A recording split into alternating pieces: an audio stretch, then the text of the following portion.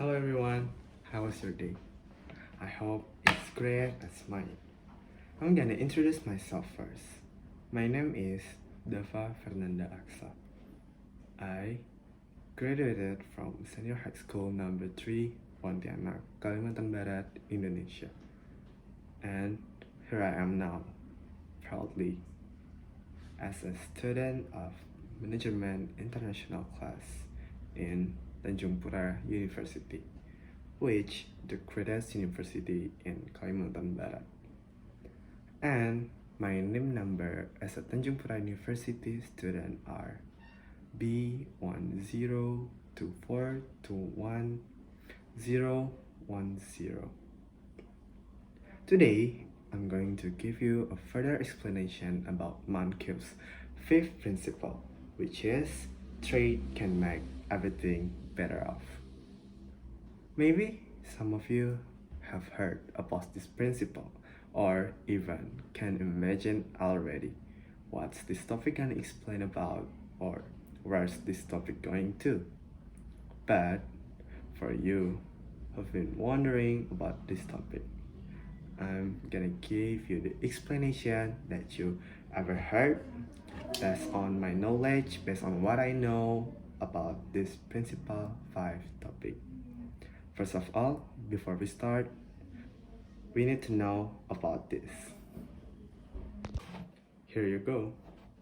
Trade involves exchange of goods and services for commercial purposes. Individual, companies, and nations that engage in trade become better off because they meet each other's needs.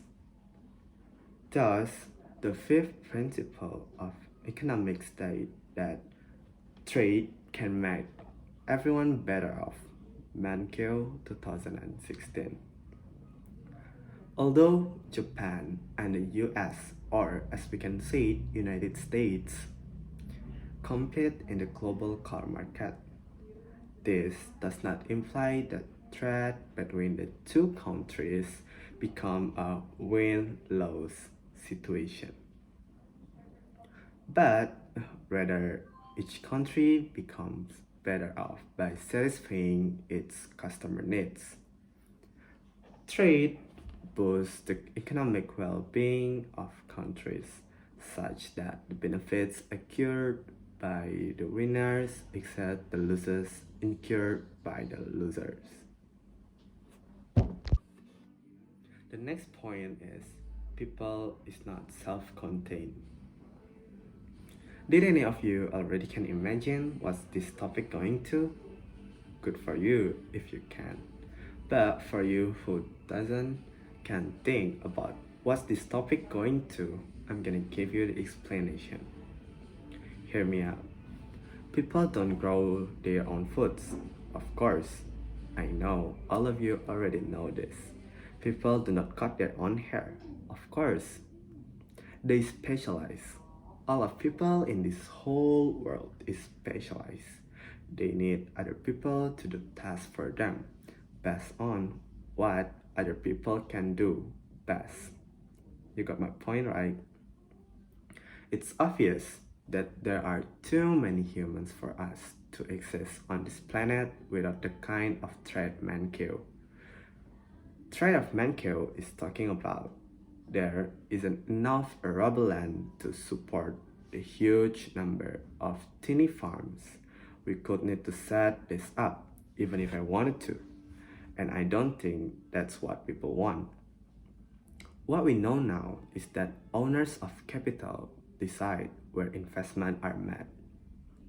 With low transportation costs globally, capitalists are able to locate business anywhere. The point is that when specialization reaches a certain level, the role of the craftsman comes to a bitter end, replaced by selling fast food or tending children. This is precisely what happened with cotton. Rich merchants stopped importing finished goods and stopped using independent weavers in distant parts of the world. and build plants with capital-intensive machines in northern England. The price of cotton textiles went down, but millions of India's workers lost their incomes, and millions of Africans were sold into slavery into raise cheap cotton for shipment to England. Trade didn't make them better off.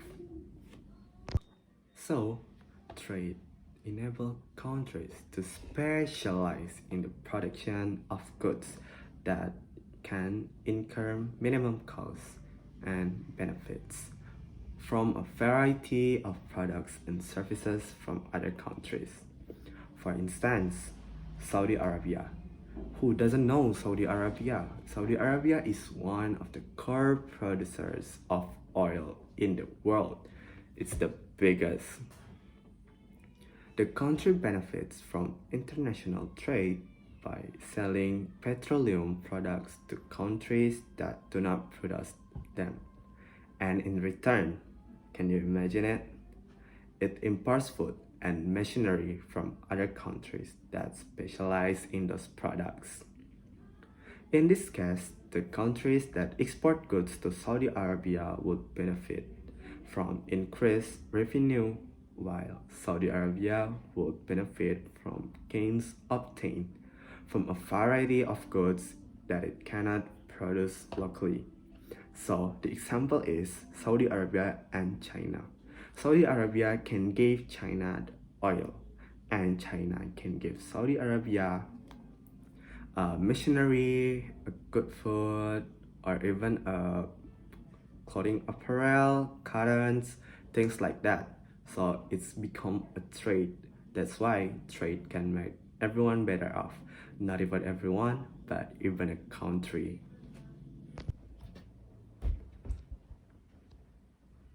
Next, opportunity cost. Maybe some of you already know what is opportunity cost means, but maybe some of you are confused, like me at first. What is opportunity cost mean in this principle 5 of economics? After what I learned, so this is what I get about what opportunity cost means to principle 5. Opportunity cost.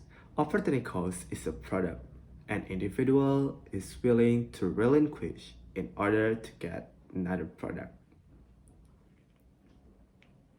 According to Mankiw 2016, the opportunity cost depicts a trade-off between two products that every trader faces.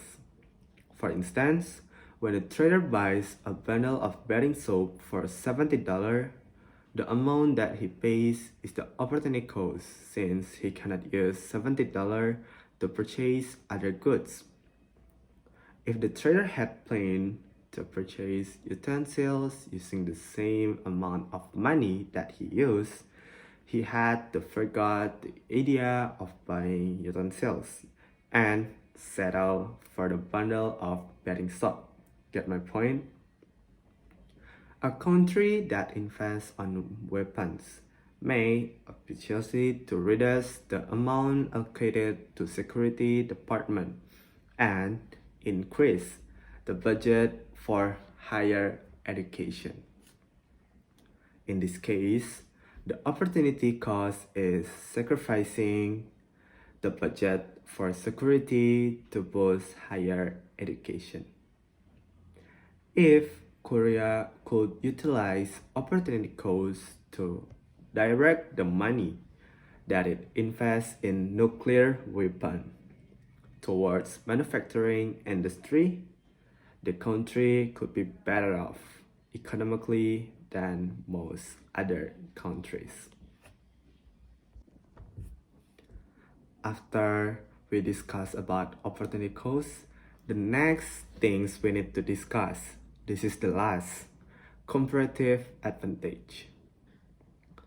Economists utilize the term comparative advantage to explain the opportunity cost that two producers encounter in the market. Comparative advantage is the capacity to produce a product at a lower opportunity cost when compared to another product based on Mankiw 2016. Comparative advantage is the driving force towards specialization, as no producer can have a comparative advantage on both goods. When each country specializes in manufacturing one product for which it enjoys a comparative advantage, such countries contribute in making everyone better off. Like what we discussed, trade can make everyone better off.